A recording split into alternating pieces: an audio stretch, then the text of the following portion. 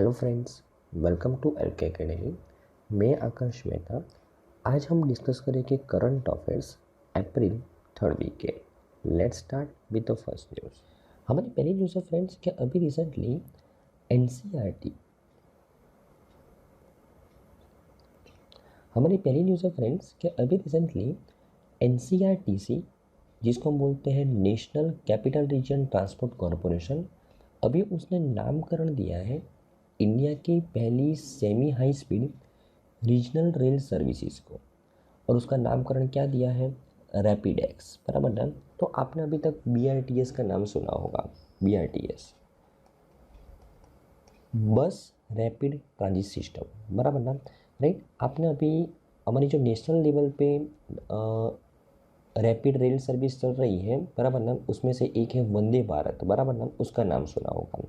लेकिन ये इंडिया की पहली semi high speed regional rail service है, बराबर, जो रीजनल लेवल पे ऑपरेट हो रही है।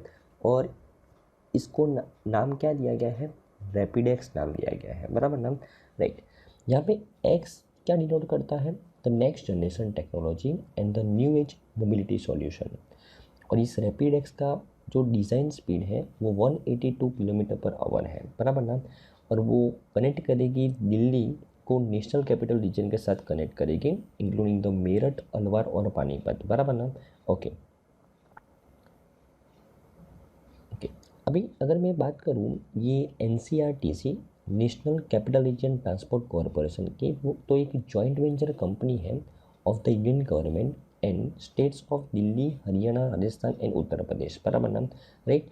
तो उसके द्वारा अभी एक इंडिया की पहली semi high speed regional rail service का नामकरण दिया गया, उसका नाम है रैपिड एक्स, बराबर नाम। आई थिंक आपको इस न्यूज़ के अंदर समझ में आया होगा फ्रेंड्स, बराबर नाम, ओके।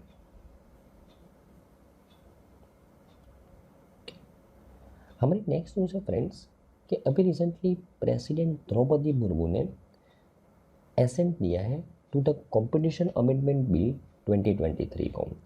इसके बारे में बात करते हैं। तो हमारी जो प्रेसिडेंट है Droupadi Murmu has given her assent to competition amendment bill 2023 which aims to amend the competition act 2002।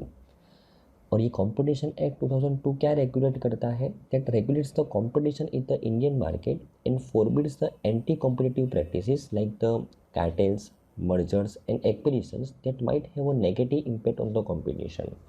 तो ये जो कंपटीशन एक्ट 2002 है फ्रेंड्स, वो अगर फॉर एग्जांपल कोई दो कंपनी को मर्ज होना है, एक कंपनी को दूसरी कंपनी को एक्वायर करना है, बराबर ना, राइट। फॉर एग्जांपल दो सेम टाइप की कंपनी है, बराबर ना, वो अपने अपने प्रोडक्ट्स मार्केट में बेच रहे हैं, तो दोनों के ही हितों का रक्षण करना है, राइट। तो ये सब कामों के लिए ये कंपटीशन एक्ट 2002 बनाया गया है और उसके अंदर अभी अमेंडमेंट करने की बात चल रही हो और प्रेसिडेंट द्रौपदी मुर्मू ने अपना असेंट दिया है यहाँ पे, बराबर ना, ओके।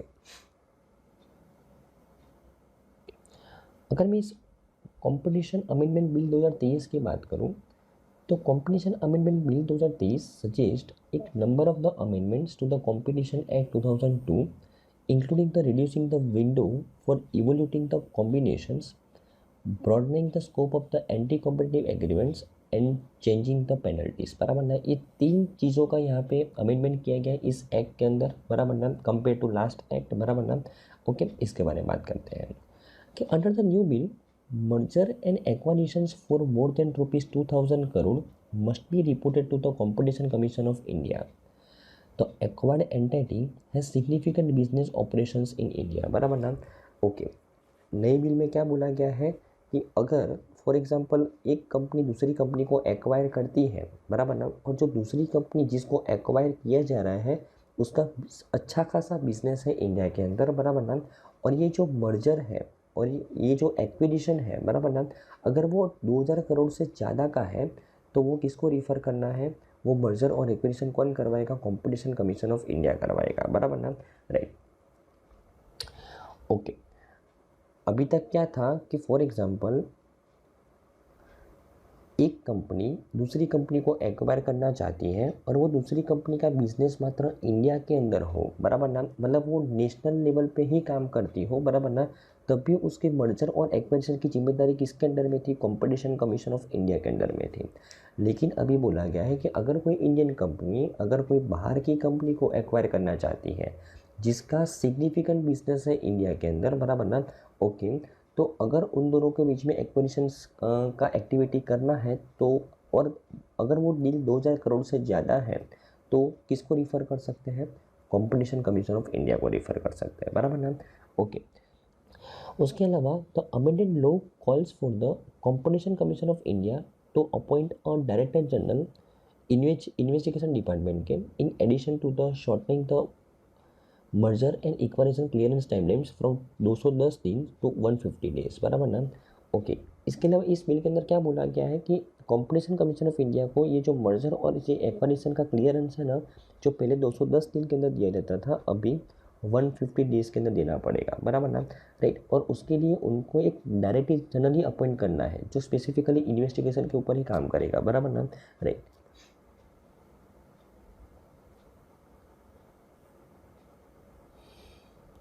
ओके। उसके अलावा अगर फॉर एग्जांपल कोई ये कंपटीशन एक्ट 2002 के अंदर में जितने भी रूल्स एंड रेगुलेशंस लिखे हैं, बराबर ना, अगर कोई किसी का उल्लंघन करता है तो अभी तक कंपटीशन कमीशन ऑफ इंडिया कितना पेनल्टी लगाती थी? तो जो उस कंपनी के द्वारा लोकल लेवल पे जो बिजनेस किया गया है उसका परसेंटेज पेनल्टी लगा दी थी। लेकिन अभी ये अमेंडमेंट किए हुए बिल के अंदर क्या प्रपोजल रखा गया है कि अभी जो पेनल्टी लगेगी ना, वो लोकल लेवल का टर्नओवर की नहीं, वो ग्लोबल लेवल का टर्नओवर की अब कुछ परसेंटेज पेनल्टी लगाई जाएगी, बराबर ना। तो ये चीज़ आपको ध्यान में रखनी है, ओके। उसके अलावा अगर फॉर एग्जांपल कोई कंपनी को अपील करनी है, बराबर ना, कंपटीशन कमीशन ऑफ इंडिया की जो ये निर्णय के सामने, बराबर ना, कि कौन से निर्णय के सामने, कि फॉर एग्जांपल उसने कोई पेनल्टी लगाई कुछ percentage of the global turnover, उसके सामने अगर उसको अपील करनी है, बराबर ना, राइट, तो उसमें जितना भी उसने पेनल्टी वो पे करने के लिए एलिजिबल है उसमें से 25% पैसा पे करना पड़ेगा अपील करने के लिए, बराबर ना, राइट। तो ये कुछ मॉडिफिकेशंस किए गए हैं कंपटीशन अमेंडमेंट बिल के अंदर जो प्रेसिडेंट के द्वारा उसको असेंट दिया गया है, बराबर ना। तो आई थिंक आपको इस न्यूज़ के अंदर अच्छे से समझ में आया होगा, बराबर ना।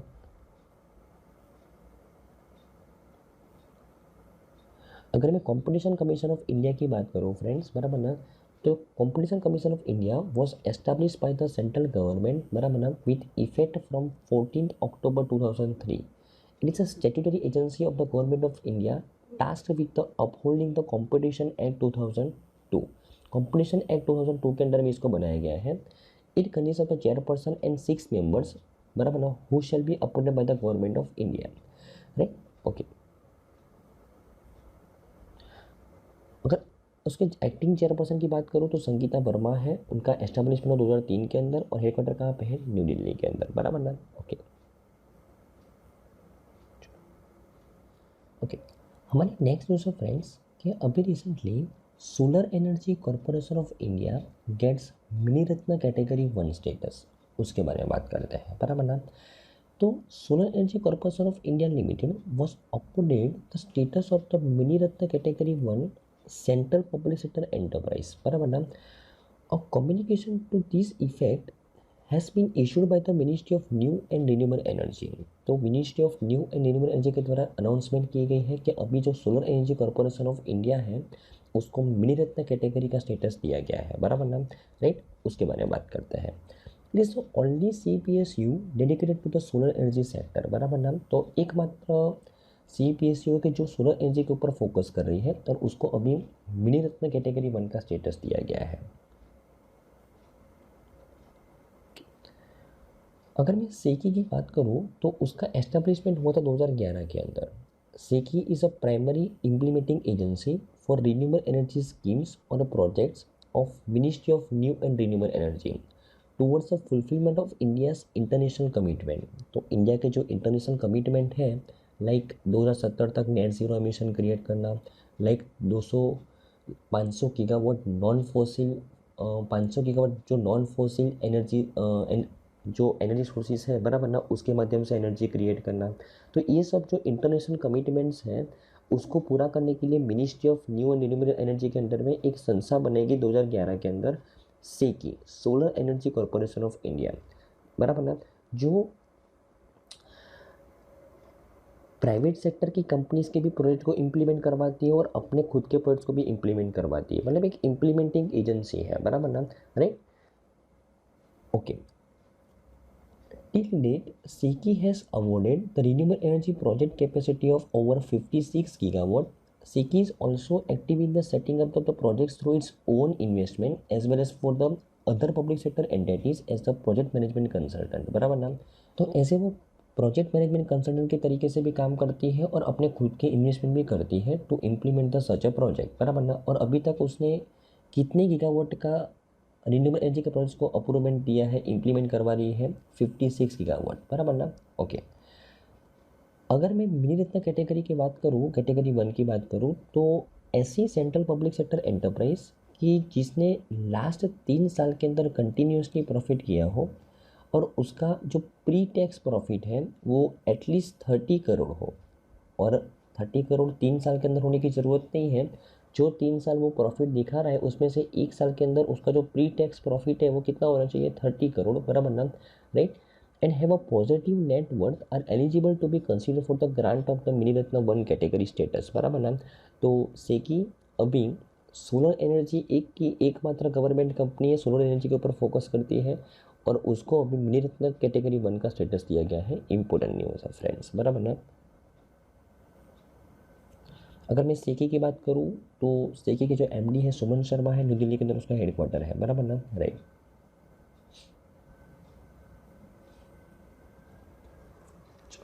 हमारी नेक्स्ट न्यूज़ है फ्रेंड्स कि अभी recently artificial intelligence index report launch किया गया, बराबर ना। उसके बारे में बात करते हैं, आर्टिफिशियल इंटेलिजेंस इंडेक्स रिपोर्ट 2023 के बारे में, बराबर ना। तो according to the artificial intelligence index report 2023, the 6th edition of the annual artificial intelligence index report which is publish by the Stanford University, और उसके अंदर में एक संस्था है human centred artificial intelligence, HAI, बराबर ना। तो इस रिपोर्ट के according India is ranked 5th in the term of the private investment received in 2022 by the startups offering artificial intelligence based products and services with a total investment of $3.24 billion, बराबर ना। Okay, report का नाम क्या है, artificial intelligence index report. Report किसके द्वारा launch किया गया है, स्टैनफोर्ड यूनिवर्सिटी के द्वारा लॉन्च किया गया है। उसके अंदर में एक संस्था है ह्यूमन सेंटर्ड आर्टिफिशियल इंटेलिजेंस, उसके द्वारा। और इस रिपोर्ट के अंदर क्या बोला गया है कि 2022 के अंदर इंडिया वो 5th नेशन बना है in the terms of the private investment which is received by the startups which is offering the artificial intelligence based products, बराबर ना। और स्टार्टअप्स ने कितना इन्वेस्टमेंट रिसीव किया है 2022 के अंदर, $3.24 बिलियन, जो स्टार्टअप्स आर्टिफिशियल इंटेलिजेंस के ऊपर फोकस कर रही है। और ये दुनिया के अंदर 5th लार्जेस्ट इन्वेस्टमेंट है, बराबर ना। Okay, in 2022 the US lead the world in the terms of the total artificial intelligence private investment worth rupees $47.4 billion. Second, China $13.4 billion, UK $4.4 billion, बराबर ना। और 5th नंबर पे है इंडिया $3.24 बिलियन, बराबर ना। Okay, India which stood in the 5th place was ahead of the south Korea, Germany, Canada, Australia among the others, बराबर ना, right. अगर मैं total global artificial investment intelligence की जो प्राइवेट इन्वेस्टमेंट्स की बात करूँ तो ग्लोबल लेवल पे कितना इन्वेस्टमेंट हुआ है 2022 के अंदर, $91.9 बिलियन, जो 26.7% डिक्रीज हुआ है 2021 के कंपेरिजन में, बराबर ना। ओके, ये चीज़ ध्यान में रखनी है। ओके, अगर मैं बात करूँ कि as of 2022 the 3 countries or regions with the highest artificial intelligence skill penetration rates were India, US and Germany, बराबर ना। 2022 तक अगर आर्टिफिशियल इंटेलिजेंस के अंदर लोगों को स्किल देने में जो कंट्री से सबसे ज़्यादा काम किया है उसमें इंडिया टॉप पे है, US सेकंड नंबर पे है और जर्मनी 3rd नंबर पे है, बराबर ना, राइट।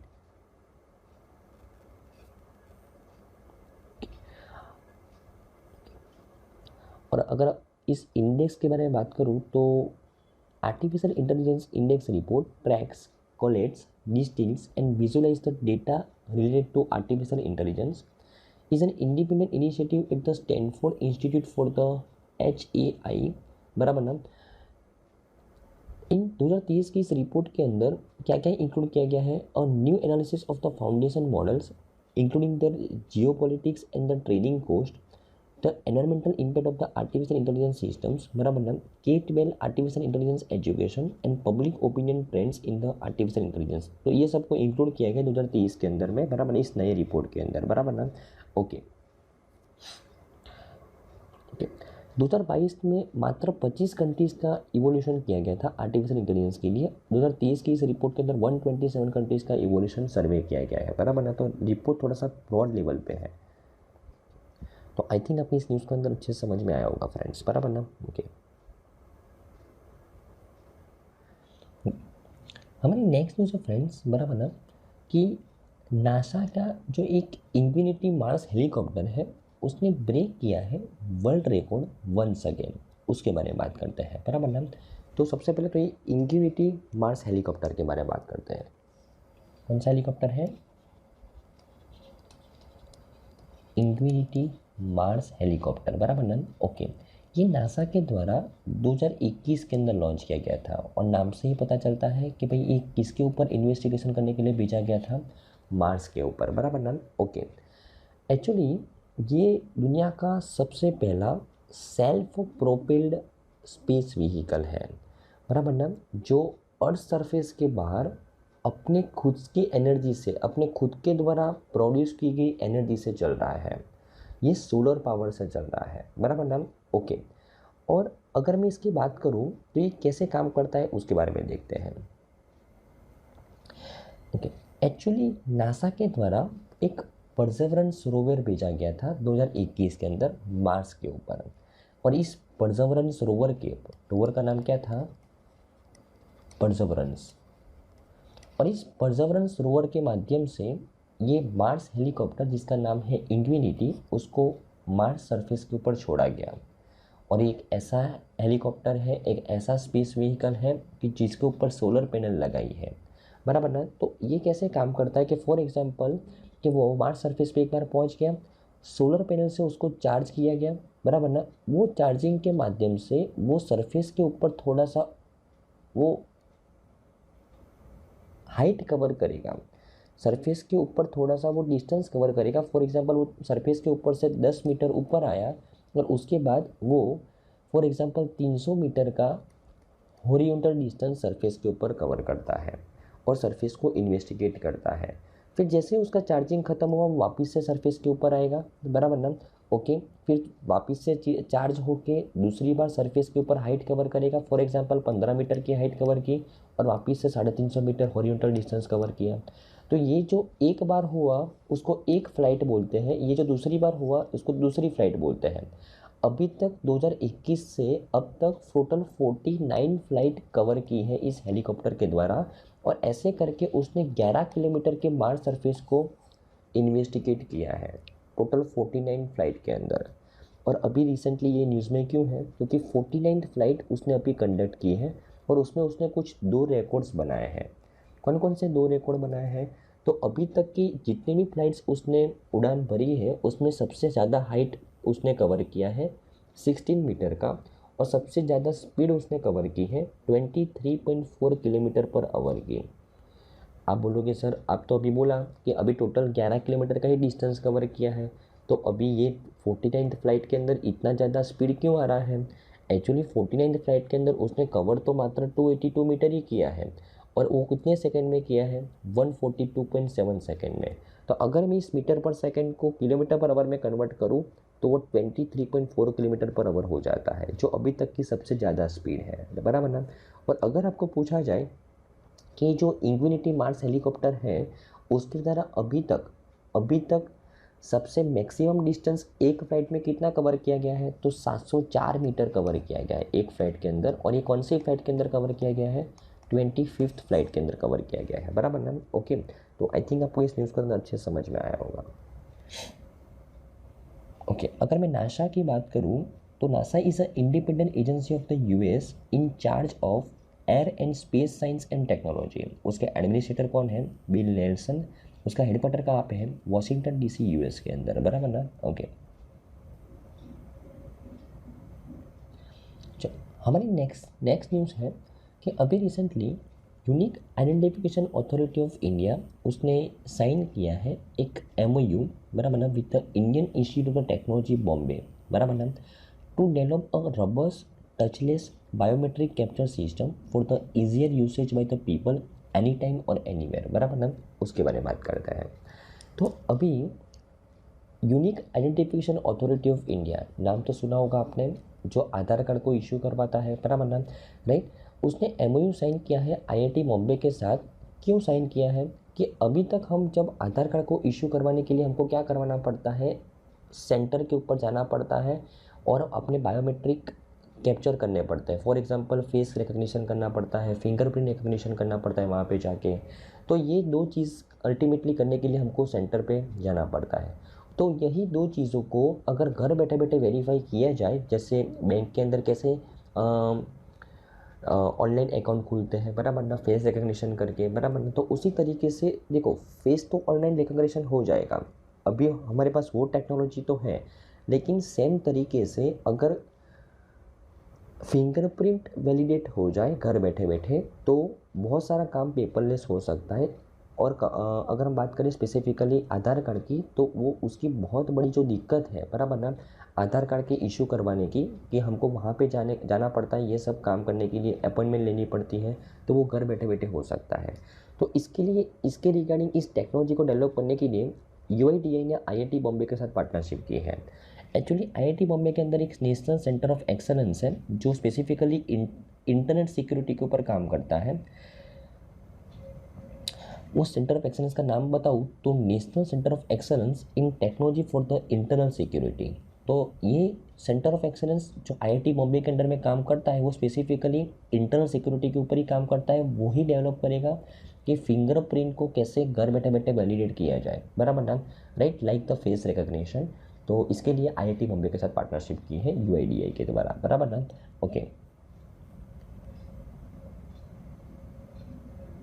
ओके, अगर मैं इस national centre of excellence for the internal security की अगर बात करूँ कि it is a joint initiative by the IIT Bombay and the ministry of electronics and information technology under its flagship digital India programme. ये जो नेशनल सेंटर ऑफ एक्सलेंस है वो IIT Bombay और मिनिस्ट्री ऑफ इलेक्ट्रॉनिक्स और इंफॉर्मेशन टेक्नोलॉजी का joint initiative है। कौन से प्रोग्राम के अंडर में? डिजिटल इंडिया प्रोग्राम के अंडर में। It has aimed at developing the indigenous technology solutions for the internal security forces in broad area of electronic system design and manufacturing, बराबर ना। तो उसका मेन काम ही है कि इंटरनल सिक्योरिटी के ऊपर टेक्नोलॉजी सॉल्यूशंस प्रोवाइड करना, राइट। ओके, इसके लिए UIDAI के द्वारा इसके साथ पार्टनरशिप की गई है, बराबर ना। ओके, अगर मैं UIDAI की बात करूँ, बहुत इंपॉर्टेंट संस्था है, इज अ स्टैट्यूटरी बॉडी, और उसको कौन से एक्ट के अंदर बनाया गया है? Aadhaar targeted delivery of the financial and other subsidiaries benefits and services act 2016, जिसको हम आधार एक्ट 2016 के तरीके से भी जानते हैं। और ये संस्था कब बनाई गई? 12 जुलाई 2016 को बनाई गई bye the government of India under the ministry of electronics और इंफॉर्मेशन टेक्नोलॉजी। उसके CEO कौन है? डॉक्टर सौरभ गर्ग, और उसके हेडक्वार्टर कहाँ पे है? न्यू दिल्ली के अंदर, बराबर ना। तो आई थिंक आपको इस न्यूज़ के अंदर अच्छे से समझ में आया होगा। हमारी नेक्स्ट न्यूज़ है फ्रेंड्स कि Tripura declared as the best performing state in the north eastern region for the procurement. उसके बारे में बात करते हैं, बराबर ना। ओके, न्यूज़ क्या है कि बेस्ट परफॉर्मिंग स्टेट जो किसके द्वारा बताया गया है? मिनिस्ट्री ऑफ फाइनेंस और ministry of electronics in information technology के द्वारा बताया गया है। कौन से रीजन के अंदर? नॉर्थ ईस्टर्न रीजन के अंदर। तो नॉर्थ ईस्टर्न रीजन के अंदर जो हमारी 7 स्टेट्स हैं, उसके अंदर सबसे बेस्ट परफॉर्मिंग स्टेट कौन बना है?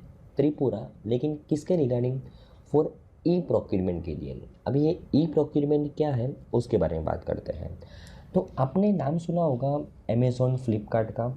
उसका वहाँ से हम एज अ कस्टमर ऑनलाइन चीज़ें मंगवाते हैं, मतलब हम बोल सकते हैं प्रोक्यूरमेंट करते हैं, बराबर ना। कौन से प्लेटफॉर्म के ऊपर से? अमेज़ॉन, फ्लिपकार्ट फॉर एग्जांपल के ऊपर से, बराबर ना। ओके, उसी तरीके से गवर्नमेंट भी अब हमारी जैसे ऑनलाइन चीज़ें परचेस करता है। कौन से पोर्टल के ऊपर से? Government e market place, government e market place, जिसको हम शॉर्ट में क्या बोलते हैं, जेम पोर्टल। क्या बोलते हैं, जेम पोर्टल, बराबर ना, राइट। अभी गवर्नमेंट ई मार्केट प्लेस के ऊपर, इस पोर्टल के ऊपर ऑनलाइन परचेस कौन कर सकता है, तो ऑनलाइन परचेस कर सकता है मात्र गवर्नमेंट, सेंट्रल गवर्नमेंट और स्टेट गवर्नमेंट। और दूसरा 2022 के अंदर ही ऐड किया गया है कि कोऑपरेटिव सोसाइटीज़ भी इस पोर्टल के ऊपर से ऑनलाइन परचेस कर सकती हैं, बराबर ना, ओके। लेकिन इस पोर्टल के ऊपर सामान बेच कौन सकता है, तो कोई भी छोटी बड़ी संस्था यहाँ पे इस पोर्टल के ऊपर एंटर होकर सामान बेच सकती है। Micro, small, medium enterprise, heavy industries, private company, government company, कोई पण संस्था यहाँ पे अपनी चीज़ों को बेच सकता है। और यहाँ पे खरीद कौन सकता है इस पोर्टल के ऊपर से, मात्र गवर्नमेंट और कोऑपरेटिव संस्था, बराबर ना, ओके। तो अगर कोई गवर्नमेंट जो भी गुड्स और सर्विस वो इस पोर्टल के ऊपर से परचेस करती है तो उसको क्या बोला जाता है, ई प्रोक्यूरमेंट बोला जाता है। तो ये ई प्रोक्यूरमेंट सबसे ज़्यादा नॉर्थ ईस्टर्न स्टेट के अंदर किसके द्वारा किया गया, त्रिपुरा के द्वारा। एक्चुअली त्रिपुरा ने एक रूल ही बनाया है कि अगर उसके किसी भी डिपार्टमेंट्स को 25,000 से ज़्यादा गुड्स और सर्विसेज की आवश्यकता है तो कंपलसरी कहाँ से मंगवाएगा, जेम पोर्टल से मंगवाएगा। आपने पहले सुना होगा कि फॉर एग्जांपल गवर्नमेंट को कोई भी चीज़ की रिक्वायरमेंट है तो वो टेंडर बाहर निकालता है, लेकिन उस टेंडर के अंदर सॉल्यूशन क्या है कि वो कौन पार्टिसिपेट करता है, कि जो बड़ी बड़ी संस्था होती है, जिसके ज़्यादा टर्नओवर होते हैं, जिसके ज़्यादा एक्सपीरियंस होता है, वही वहाँ पे पार्टिसिपेट कर सकती है। लेकिन यहाँ पे इस पोर्टल के ऊपर कोई भी छोटी बड़ी संस्था को पार्टिसिपेट करने का मौका मिलेगा।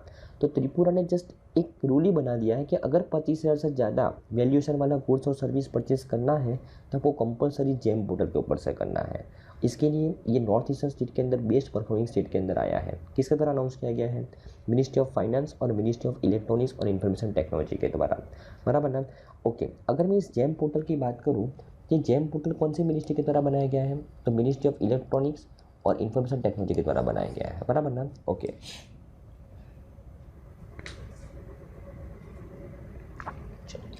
ओके, हमारे नेक्स्ट न्यूज़ है फ्रेंड्स क्या, स्टेट एनर्जी एफिशिएंसी इंडेक्स 2021-22 के ऊपर, बराबर ना, ओके। उसके बारे में बात करते हैं कि during the review, planning and monitoring meeting of the states and states utilities in the new Delhi, union minister R K. Singh, ministry of power, release the report of the state energy efficiency index 2021-22, बराबर ना। तो ये report किसके द्वारा release किया गया, ministry of power जो हमारे आर.के. सिंह के द्वारा, बराबर ना, ओके। ये रिपोर्ट एक्चुअली क्या इवोल्यूट करता है कि एक स्टेट गवर्नमेंट वो एनर्जी एफिशिएंसी के ऊपर कितना काम कर रहा है, वो कितनी अच्छी तरीके से एनर्जी लॉस को रिड्यूस कर रहा है, उसकी पॉलिसीज़ क्या है, उसके वहाँ पे रूल्स रेगुलेशंस क्या है, उसके बारे में यहाँ पे स्टेट्स की एफिशिएंसी चेक की जाती है, बराबर ना, ओके। पहले मैं इस इंडेक्स के बारे में बात करूँ तो इस इंडेक्स के अंदर स्टेट्स को कैटेगराइज किया गया है, फ्रंट रनर जिसने सबसे अच्छा परफॉर्मेंस किया है, अचीवर मतलब मॉडरेट परफॉर्मेंस है, और कंटेंडर और एस्पिरेंट जिन्होंने अच्छा परफॉर्मेंस नहीं किया है। तो ये 3 कैटेगरी के अंदर डिवाइड किया जाता है। यहाँ पे स्टेट्स को इवोल्यूट किया जाता है 7 सेक्टर के ऊपर उसने कितना काम किया है। कौन कौन से 7 सेक्टर कि वहाँ पे जो बिल्डिंग्स बन रही है, वहाँ पे जो इंडस्ट्रीज़ है, वहाँ पे जो म्यूनसिपल सर्विसेज प्रोवाइड कर रहे हैं, वहाँ पे जो ट्रांसपोर्ट सर्विसेज है, एग्रीकल्चर सर्विसेज है, और जो ये डिस्ट्रीब्यूशन कंपनीज़ है, बराबर ना, वो किस तरीके से एनर्जी एफिशिएंट मैनर में काम कर रही है, बराबर ना, ओके। तो ये 7 सेक्टर के ऊपर फोकस किया जाता है, ओके। और ये जो स्टेट एनर्जी एफिशिएंसी इंडेक्स 2021-22 का जो अभी रिसेंटली लॉन्च किया गया है, वो इवोल्यूट कर रहा है annual energy efficiency implementation progress made by the 36 states and union territories for the fiscal year 2020-21 and 2022, बराबर, फाइनेंशियल 2022, बराबर ना, ओके। कि फाइनेंशियल 2021 के कंपेरिजन फाइनेंशियल 2022 के अंदर कितना एनर्जी एफिशिएंसी के ऊपर काम किया गया है, कितना प्रोग्रेस किया गया है 36 स्टेट्स और यूनियन टेरिटरीज के द्वारा, वो इस रिपोर्ट के माध्यम से बताया गया है, बराबर ना, yes, state energy efficiency index, बराबर ना, ओके। अभी इस रिपोर्ट के करंट डेटा की बात करते हैं। तो यहाँ पे जो फ्रंट रनर कैटेगरी है कि जहाँ पे जो स्टेट्स ने अच्छा परफॉर्मेंस किया है, जिन्होंने 60 से ज़्यादा पॉइंट्स को अचीव किया है, वो फ्रंट रनर कैटेगरी के अंदर 5 स्टेट्स को शामिल किया गया है। कौन से, आंध्र प्रदेश, कर्नाटका, केरला, राजस्थान और तेलंगाना। अचीवर कैटेगरी के अंदर जिनको 50 to 60 पॉइंट्स मिले हैं वहाँ पे आसाम, हरियाणा, महाराष्ट्र और पंजाब को शामिल किया गया है। और the 2 states that improve the most from the last index से इम्प्रूव करने वाले 2 राज्यों कौन से हैं सबसे ज़्यादा इम्प्रूव करने वाले? तेलंगाना और आंध्र प्रदेश है, बराबर ना। ओके, और ये जो स्टेट एनर्जी एफिशिएंसी इंडेक्स है वो लॉन्च कौन करता है? Bureau of energy efficiency launch करती है। ब्यूरो ऑफ एनर्जी एफिशिएंसी की अगर बात करूँ, एक स्टैट्यूटरी बॉडी है under the ministry of power, बराबर ना। तो ये इंडेक्स को लॉन्च करता है, बराबर ना। ओके, ये इंडेक्स हमारे लिए इम्पोर्टेंट क्यों है? क्योंकि India is committed to meeting the nationally determined contribution. India ने कुछ गोल्स इंटरनेशनल लेवल पे सेट किए हैं, उसको मीट करने के लिए इसका इवोल्यूशन, इसका मॉनिटरिंग करना बहुत ज़रूरी है कि हम एनवायरनमेंट के ऊपर, हम एनर्जी एफिशिएंसी के ऊपर कितना काम कर रहे हैं। And transitioning to the net zero, हम इंडिया को नेट ज़ीरो कब तक बनना है? 2070 तक बनना है। तो इसके लिए भी कंटिन्यूसली हमको एनर्जी के ऊपर काम करना पड़ेगा, एनर्जी एफिशिएंसी के ऊपर काम करना पड़ेगा। इसके लिए ये रिपोर्ट हमारे लिए बहुत इंपॉर्टेंट है, बराबर ना। ओके, अगर मैं ब्यूरो ऑफ एनर्जी एफिशिएंसी ये संस्था के बारे में बात करूँ कि जो इस रिपोर्ट को प्रिपेयर किया है, बराबर ना, तो it is establish by the government of India in accordance with the provisions of the energy conservation act 2001, बराबर ना। इसके अंदर में इसको बनाया गया है। इसका ऑब्जेक्टिव क्या है? To assist in the development of the policies and strategies with the focus on the self regulation and market principle within the broader framework of the energy conservation act 2001, बराबर ना। तो energy conservation act 2001 के अंदर में वो assist करता है, policies बनाता है, स्ट्रेटजी बनाता है कि किस तरीके से हम एनर्जी एफिशिएंसी को क्रिएट कर सकते हैं, बराबर ना। ओके, एक एडिशनल न्यूज़ है इस रिपोर्ट के अंदर कि अगर मैं बात करूं कि भारत की नंबर 1 पावर यूटिलिटी जो जनरेट हुए पावर को डिस्ट्रीब्यूट करता है, जिसको हम डिस्कॉम बोलते हैं, वो कौन सी बनी है? अदानी इलेक्ट्रिसिटी मुंबई लिमिटेड, बराबर ना। ये जो रैंकिंग प्रोवाइड किया है वो पावर फाइनेंस कॉरपोरेशन के द्वारा प्रोवाइड किया गया है कि ये क्या बोल रहा है कि ये एक ऐसी कंपनी है जितना भी पावर जनरेट हुआ है उसमें से बहुत ही कम लॉस करके उसने पावर को डिस्ट्रीब्यूट किया है। इसके लिए अगर आपको पूछा जाए कि इंडिया की नंबर 1 पावर यूटिलिटी कौन सी है, तो अदानी इलेक्ट्रिसिटी मुंबई है, बराबर ना। ओके, तो आई थिंक आपको इस न्यूज़ के अंदर अच्छे समझ में आया होगा। हमारी नेक्स्ट न्यूज़ है फ्रेंड्स कि इंडियन मिनिस्टर पुरुषोत्तम रूपाला उसने भी लॉन्च किया है कुछ प्रोडक्ट्स के बारे में, बराबर ना। उसके बारे में बात करते हैं।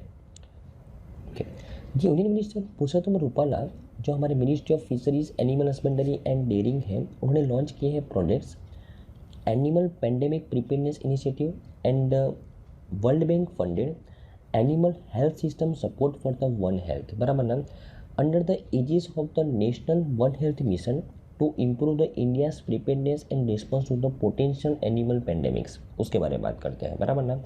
देखो, 2 प्रोजेक्ट को लॉन्च किया गया है। एक प्रोजेक्ट का नाम है एनिमल पेंडेमिक प्रिपेयरनेस इनिशिएटिव और दूसरे प्रोजेक्ट का नाम है animal health system support for the one health, बराबर ना। ओके, ये जो दूसरा प्रोजेक्ट है उसको तो फंड किसके द्वारा मिला है? वर्ल्ड बैंक के द्वारा मिला है। और ये जो दोनों प्रोजेक्ट हैं तो नेशनल वन हेल्थ मिशन के ऊपर फोकस कर रहे हैं, उसके अंदर में लॉन्च किया गया है, बराबर ना। ओके, अभी बारी बारी से ये नेशनल वन हेल्थ मिशन क्या है, उसके अंदर में 2 प्रोजेक्ट का काम क्या है, बराबर ना, उसके बारे में देखते हैं। अगर मैं ये APPI की बात करूँ तो it is a initiative launch to enhance the India's preparedness and response to the animal pandemics and epidemics with a focus on the zoonotic disease or infections which is caused by the microorganisms that jump from the animals to the humans। तो ये जो initiative है animal pandemic preparedness initiative, बराबर ना, APPI, वो क्यों launch किया गया है कि हम अगर फॉर एग्जांपल भविष्य में कोई भी एनिमल्स के रिगार्डिंग कोई पेंडेमिक आए तो या तो फिर कोई एपिडेमिक्स आए कि जिनको हम जूनोटिक डिसीज़ बोलते हैं, जो एनिमल्स से ह्यूमंस के अंदर ट्रांसफ़र होते हैं, तो उसके बारे में हम पहले से प्रिपेयर हो सके, इसके लिए हम एक रिसर्च इंफ्रास्ट्रक्चर इस प्रोग्राम के अंदर में क्रिएट करने वाला है, बराबर ना, राइट। यहाँ पे द की activities under this initiative which are at the different stages of the execution are as follows. कौन कौन से एक्टिविटी की जाने वाली है, जस्ट एक ओवरव्यू कर लेते हैं कि डिफाइन किया जाएगा joint investigation and outbreak response team को इस इनिशिएटिव के अंडर में design and overall integrated disease surveillance system को डिज़ाइन किया जाएगा, बराबर ना, जो नेशनल डिजिटल लाइवस्टॉक मिशन के अंडर में डिज़ाइन किया जाएगा। स्ट्रेंथनिंग द रेगुलेटरी सिस्टम, जो नंदी ऑनलाइन पोर्टल है, फील्ड ट्रायल गाइडलाइंस है, बराबर ना, ऐसे जो रेगुलेटरी सिस्टम है उसको मजबूत किया जाएगा। Creating the disease modelling algorithms and early warning systems इसके अंदर में बनाए जाएंगे। Strengthening the disaster mitigation with the national disaster management authority, बराबर ना, और initiate targeted R&D to develop the vaccines, diagnosis, therapies for the priority disease, बराबर ना। तो ये सब चीज़ें की जाएगी इस इनिशिएटिव के अंडर में। अल्टीमेटली मैं बोल सकता हूँ कि रिसर्च इंफ्रास्ट्रक्चर को ज़्यादा, उसकी कैपेसिटी को ज़्यादा इंप्रूव किया जाएगा, बराबर ना, इस इनिशिएटिव के अंडर में। कौन से इनिशिएटिव के अंडर में? एनिमल पेंडेमिक्स प्रिपेयरनेस इनिशिएटिव के अंडर में, बराबर ना। ओके, दूसरी बात करते हैं। अगर मैं इस इनिशिएटिव के बारे में बात करूँ, कौन सा? Animal health system support for the one health. तो इसके लिए सबसे पहले ये जो इनिशिएटिव है वो 5 स्टेट्स के अंदर इम्प्लीमेंट किया जाएगा with a central sector scheme. मतलब पूरा का पूरा फंडिंग जो 1228 करोड़ का है वो कौन देगा? सेंट्रल गवर्नमेंट देगी, right. The project aims to cover the 151 districts in the 5 participating states where it will target the upgradation of the 75 district or regional laboratories, upgradation और strengthening of 300 veterinary hospitals और dispensaries, बराबर ना। तो इस project के अंदर में जो हॉस्पिटल्स और लेबोरेटरीज के जो इंफ्रास्ट्रक्चर है ना उसको इम्प्रूव करना है, राइट, ताकि ज़्यादा से ज़्यादा एनिमल्स का यहाँ पे ट्रीटमेंट हो सके, राइट। और यहाँ पे टोटल 5 स्टेट के अंदर इसको इम्प्लीमेंट किया जाएगा शुरुआत के अंदर, और 1228 करोड़ का बजट अलोकेट किया गया है। सेंट्रल सेक्टर स्कीम है इस animal health support for the one health के लिए, बराबर ना। ओके, अगर मैं वन हेल्थ की बात करूँ तो ये वन हेल्थ क्या है? One health is an integrated unifying approach that aims to sustainably balance and optimise the health of the people, animals and ecosystems, right. मतलब बैलेंस करना है हमको, अकेले ह्यूमन बींग्स, अकेले पीपल के ऊपर ध्यान नहीं रखना है हमको, एनिमल्स के हेल्थ के ऊपर भी फोकस करना है और इकोसिस्टम एनवायरनमेंट के हेल्थ के ऊपर भी फोकस करना है। और तीनों की हेल्थ को मिला के अगर हम उसको इंटीग्रेट करके चलेंगे तो उसको बोलते हैं वन हेल्थ, बराबर ना। It focus on the health of the people, animals in the environment. Strong animal health system is being an essential part of the One Health approach to support the food security and livelihood of the farmers and reduce the risk of the emerging infectious disease and zoonotics and antimicrobial resistance, बराबर ना। Okay, और अगर मैं इस ministry की बात करूँ, fisheries animal husbandry dairying की बात, तो उसके मिनिस्टर कौन है? पुरुषोत्तम रूपाला। और उसके मिनिस्टर ऑफ स्टेट कौन है? संजीव कुमार बलियन और एल मुरुगन, बराबर ना। ओके,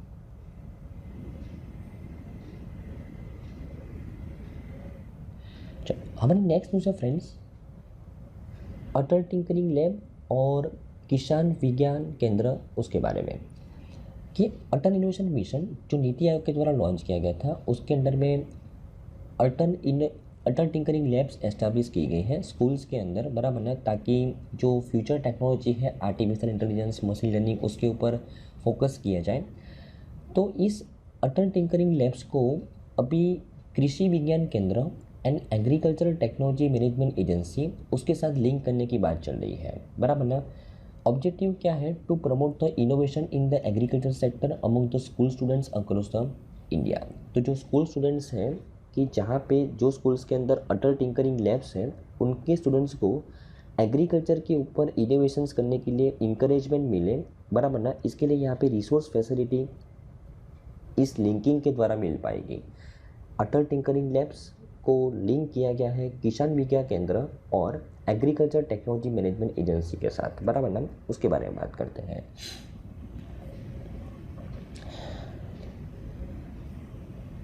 ओके, सबसे पहले तो मैं किसान विज्ञान केंद्र की अगर बात करूं तो इज़ अ फंक्शन, ओके, कि Kisan Vigyan Kendra function as a single window agriculture knowledge resource and capacity development centre, and this collaboration will be provide the stakeholders with the required information, training and input. किसान विकास केंद्र, okay, किसान विज्ञान केंद्र के अंदर जो agriculture के बारे में जितना भी नॉलेज चाहिए, जितना भी कैपेसिटी डेवलप करना है, वो आपको मिल जाएगा, बराबर ना, राइट। तो अगर अटल टिंकरिंग लैब्स के साथ इसको लिंक किया गया, तो जो अटल टिंकरिंग लैब्स के अंदर जो स्टूडेंट्स पढ़ रहे हैं, जो सीख रहे हैं, उनको एग्रीकल्चर के बारे में बहुत ही वास्ट रिसोर्स मिलने वाला है, बराबर ना। ओके, इसके लिए कि अटल इनोवेशन मिशन को बोला गया है कि भाई आप 55 ATLs अटल टिंकरिंग लैब्स को हमको हमारे साथ लिंक कर दीजिए। जो मिनिस्ट्री ऑफ एग्रीकल्चर और फार्मर्स वेलफेयर के अंदर में जो 11 किसान विज्ञान केंद्र है, बराबर ना, उसमें से एक किसान विकास केंद्र के सामने 5 ATLs, तो 11 के सामने 55 ATLs को डिस्ट्रीब्यूट किया जाएगा, बराबर ना, राइट। मतलब 5 ATLs के जो स्टूडेंट्स हैं वो एक किसान विज्ञान केंद्र का रिसोर्स जो फैसिलिटी है उसका यूज़ करके रिसर्च और इनोवेशन कर पाएंगे एग्रीकल्चर सेक्टर के अंदर। ओके, तो आई थिंक आपको इस न्यूज़ के अंदर समझ में आया होगा। यहाँ पे जो किसान विज्ञान केंद्र के जो एक्सपर्ट्स हैं will also undertake the need based visits to the nearby ATLs, well Kisan Vikas Kendra will provide the literature, seeds, planting materials and other inputs as required, बराबर ना। तो उनको इनोवेशन करने के लिए सब कुछ फैसिलिटी प्रोवाइड किया जाएगा अटल टिंकरिंग लैब में जो स्टूडेंट्स पढ़ रहे हैं उनको, किसके द्वारा, किसान विज्ञान केंद्र के द्वारा, बराबर ना। ओके, तो आई थिंक आपको इस न्यूज़ के अंदर अच्छे समझ में आया होगा फ्रेंड्स। अगर मैं मिनिस्ट्री ऑफ एग्रीकल्चर और फार्मर वेलफेयर की बात करूँ, बराबर ना, तो जो हमारे देश के अंदर किसान विकास केंद्र को रेगुलेट करती है, बराबर ना, उसके मिनिस्टर हैं नरेंद्र सिंह तोमर, उसके मिनिस्टर ऑफ स्टेट हैं सुश्री शोभा कनाडीज, बराबर ना, और कैलाश चौधरी, बराबर ना। ओके, चलो हमें नेक्स्ट न्यूज़ है फ्रेंड्स कि अभी recently credit guarantee fund trust for the micro and small enterprise उसने इंक्रीज़ किया है the guarantee coverage ceiling under its credit guarantee fund scheme for the micro and small enterprise from ₹2 crore to ₹5 crore per borrower for the credit facilities which is extended by the lending institutions to the micro and small enterprise, बराबर ना। Okay, अगर आपको पता हो friends कि जो credit guarantee scheme है micro और स्मॉल एंटरप्राइज के लिए, MSCs के लिए, तो एक क्रेडिट गारंटी स्कीम के अंडर में एक माइक्रो और स्मॉल एंटरप्राइज को मैक्सिमम अभी तक 2 करोड़ तक की लोन मिल सकती थी, बराबर ना। और ये 2 करोड़ तक की जो लोन है, बराबर ना, कैसी लोन कि जिसके पीछे जो बैंक ने ये लोन को प्रोवाइड किया है उस बैंक को गारंटी दी जाएगी इस संस्था के द्वारा। संस्था का नाम क्या है? Credit guarantee fund trust for the micro and small enterprise, जो गवर्नमेंट के द्वारा ये संस्था को बनाया गया है। तो ये संस्था बैंकों को गारंटी देती है कि भाई आप ये संस्था को 2 करोड़ तक का लोन दे सकते हो, अगर वो डिफ़ॉल्ट करेगा तो उसका पैसा मैं पे करूँगा, बराबर ना। तो ये जो क्रेडिट गारंटी फंड ट्रस्ट है फॉर द माइक्रो और स्मॉल एंटरप्राइज, उसने इस लिमिट को 2 करोड़ की लिमिट को बढ़ा के अभी कितनी कर दी गई है? 5 करोड़। तो अभी बैंक्स मैक्सिमम 5 करोड़ तक का लोन प्रोवाइड कर सकेगी पर बोरोवर, पर माइक्रो और स्मॉल एंटरप्राइज, जिसकी गारंटी कौन प्रोवाइड करेगा? Credit guarantee fund trust for the micro and small enterprise, बराबर ना। ओके, और ये अनाउंसमेंट कब किया गया था? 2023-24 के बजट के अंदर किया गया था फाइनेंस मिनिस्टर निर्मला सीतारमण के द्वारा, राइट। और ये इफेक्टिव कब होगा? तो 1 अप्रैल 2023 से इफेक्टिव हो रहा है, बराबर ना। ओके, ये चेंजेस क्यों किए गए हैं? क्योंकि changes are made with respect to the reduction in the loan growth. Micro और स्मॉल एंटरप्राइज सेगमेंट को बैंक्स लोन नहीं दे रही है। लास्ट ईयर के कंपैरिजन में last year 24% year on year growth देखने को मिला था, और इस बार कितना ग्रोथ देखने को मिला है? 13.2%, 11% ग्रोथ कम हो गया है। इसकी वजह से ये स्टेप लिया गया है, बराबर ना, राइट। ओके, अगर फॉर एग्जांपल कोई जो डिफ़ॉल्टर है, जो माइक्रो और स्मॉल एंटरप्राइज, वो लोन नहीं चुका पा रहा है, तो इसका मतलब ऐसा नहीं कि वो इसको छोड़ दिया जाएगा, भाई ऐसे ही लोन नहीं दे रहा है तो हम दे देंगे, ऐसा नहीं होगा। उसके पीछे बाकायदा इन्वेस्टिगेशन किया जाएगा। और ये इन्वेस्टिगेशन कब किया जाएगा कि फॉर एग्जांपल उसने 5 लाख पहले क्या होता था कि 5 लाख से ज़्यादा अमाउंट का डिफ़ॉल्ट किया है तब इन्वेस्टिगेशन हो रहा था। अभी 10 लाख से ज़्यादा अमाउंट का डिफ़ॉल्ट होगा तब इन्वेस्टिगेशन होगा, बराबर ना। लीगल एक्शन होगा उसके पीछे, बराबर ना। तो ये भी थोड़ा सा बिहेवियर दिया गया है। ओके, अगर मैं credit guarantee fund scheme for the micro और स्मॉल एंटरप्राइज की बात करूं, तो ये जो स्कीम है वो 2000 के अंदर लॉन्च की गई थी by the government of India to make the available collateral free credit to the MSEs and is operational with effect from the 1 January 2000, बराबर ना। Okay, the purpose of the credit guarantee trust for the micro and small enterprise is being contributed by the government of India and SIDBI, small industries development bank of India. तो ये trust के अंदर पैसा कौन बेचता है, तो government बेचती है और सीडीबी बेचती है। कौन से रेशियो के अंदर, 4:1 के रेशियो के अंदर, बराबर ना। ओके, और अभी इस साल के बजट के अंदर ये बोला गया है कि टोटल 9000 करोड़ रुपीस इसके पीछे अलोकेट किए गए इस साल के लिए, और उसमें से 8000 करोड़ रुपये तो डाला भी गया है इस ट्रस्ट के अंदर, बराबर ना, ऑन 30 मार्च 2023 के ऊपर, बराबर। ओके, चलो अगर मैं एमएसएमई की बात करूँ, माइक्रो स्मॉल और मीडियम एंटरप्राइज, उसके मिनिस्टर कौन है friends, Narayan Tatu Rane. Minister of state कौन है, भानु प्रताप सिंह वर्मा, बराबर ना। ओके, हमारे नेक्स्ट न्यूज़ है फ्रेंड्स कि अभी रिसेंटली गवर्नमेंट ऑफ इंडिया ने अपने टारगेट को रिवाइज किया है। कौन सा टारगेट को, to achieve the 20% ethanol blending in the petrol, जो पहले 2030 को रखा गया था, अभी कितना रखा गया है 2025-26, इसके बारे में बात करते हैं। तो government of India advance its target to achieve the 20% ethanol blending in the petrol from 2030 to 2025-2026, बराबर ना। ओके, तो अभी एक मीटिंग का नाम था global compress biogas conference of the Indian federation of the green energy. हमारे जो इंडियन मिनिस्टर है हरदीप सिंह पुरी, जो ministry of petroleum and natural gas है, उन्होंने बोला कि government of India's initiative to increase the usage of the biofuels in the energy and the transportation sectors by the national policy on the biofuels 2018, उसके अंदर कुछ changes किए गए कि हाँ, वहाँ पे हमने जो टारगेट रखा था 20% इथेनॉल को ब्लेंड करना 2030 तक पेट्रोल के साथ, वो अभी हम 2025-26 तक उसको ट्रांसफ़र कर रहे हैं, हम उसको एडवांस कर रहे हैं, बराबर ना। ओके, और उसके अलावा गवर्नमेंट ऑफ इंडिया ने एक टारगेट भी सेट किया है कि हम 2030 तक हमारे एनर्जी मिक्स के अंदर जो नेचुरल गैस का कंट्रीब्यूशन है वो 15% कर देंगे, बराबर ना, राइट। और इंडिया को एक गैस बेस्ड इकोनॉमी बनाएंगे, बराबर ना। ओके,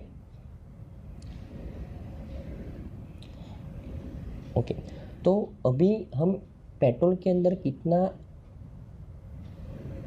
इथेनॉल को मिक्स कर रहे हैं, तो 2013-14 के अंदर हम 1.53% मिक्स कर रहे थे, और 2022 जुलाई 2022 तक हम 10.17% मिक्स कर रहे हैं, बराबर ना। जो टारगेट है हमारा 20% मिक्स करना, बराबर ना।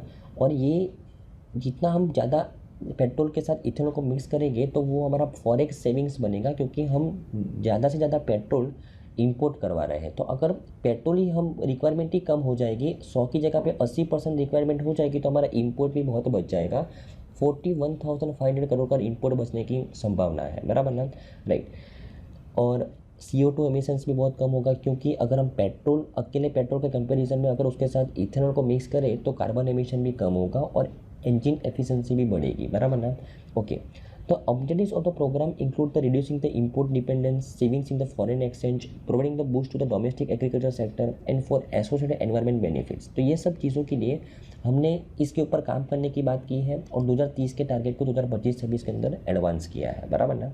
ओके, अगर मैं इथेनॉल ब्लेंडिंग की बात करूँ, तो in ethanol blending of blended motor fuel containing ethyl alcohol which is derived from the agricultural product is blended with the petrol। तो यहाँ पे जितना भी इथेनॉल ज़्यादा यूज़ किया जाएगा वो उतना फार्मर्स को भी ज़्यादा हेल्प करेगा, बराबर ना, उसकी उनकी इनकम्स के लिए।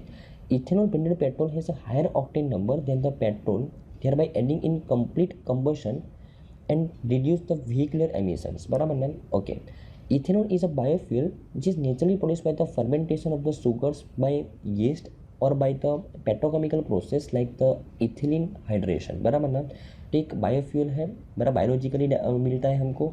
इसके लिए अगर हम इसका ज़्यादा से ज़्यादा यूज़ करेंगे तो कार्बन एमिशन भी कम होगा, हमारा इंपोर्ट बिल भी रिड्यूस होगा, बराबर ना। ओके, और एग्रीकल्चर इनकम भी बढ़ेगी। तो आई थिंक फ्रेंड्स आज की सभी न्यूज़ के अंदर आपको अच्छे समझ में आएगा फ्रेंड्स। Thank you, bye.